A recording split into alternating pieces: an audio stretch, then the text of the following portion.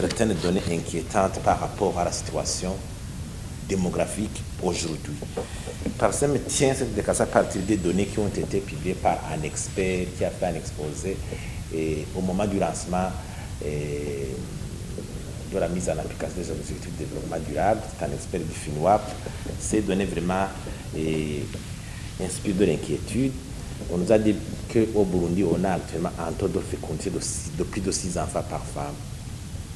L'un des taux de fécondité les plus élevés au monde, de par toutes les régions du monde.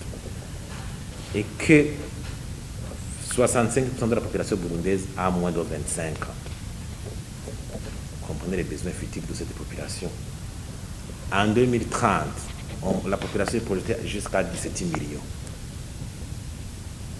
Et le exposé nous a révélé qu'il y aura un doublement des besoins alimentaires à ce moment-là, alors que la surface cultivable sera réduite de moitié.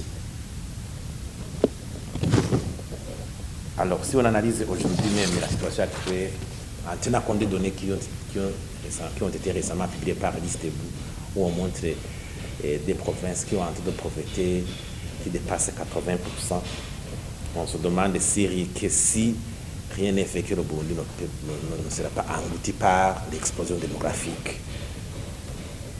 Surtout que même la facture liée aux besoins de santé de la population et de l'éducation augmente avec la croissance de la population.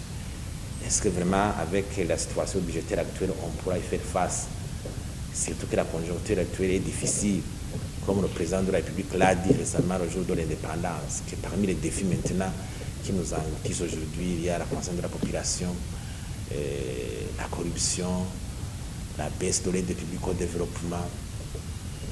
Et aujourd'hui, on dit qu'il ne faut plus seulement de les évoquer, il ne suffit pas de les évoquer, il faut affronter le taureau par le corne, attaquer le taureau par le corne et les affronter pour trouver des solutions idoines.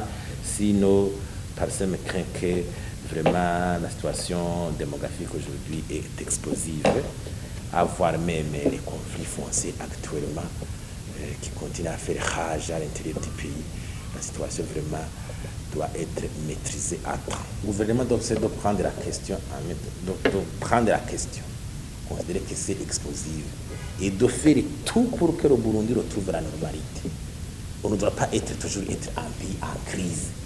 C'est autant que nous perdons finalement. Quand vous étiquetez pays en crise, vous savez toutes les conséquences que cela comporte. Être étiqueté un pays en crise, au niveau investissement, au niveau développement, au niveau tout devient, donc tout commence à marcher à pas de tortue. Il y a des sensibilisations, il y a des prises de décision au niveau même justement des mesures incitatives par rapport à ce nombre des enfants qu'une famille peut mettre au monde. Il y a toute une gamme de mesures, soit indicatives et incitatives. Des fois, on arrive même à des mesures impératives. Dire il faut se limiter à ça, mais sinon, il faut l'intégrer dans une approche globale et qui s'intègre dans la politique globale de développement avec les documents de référence que nous avons, en l'occurrence la vision 2025. Au moins évaluer là où nous en sommes aujourd'hui.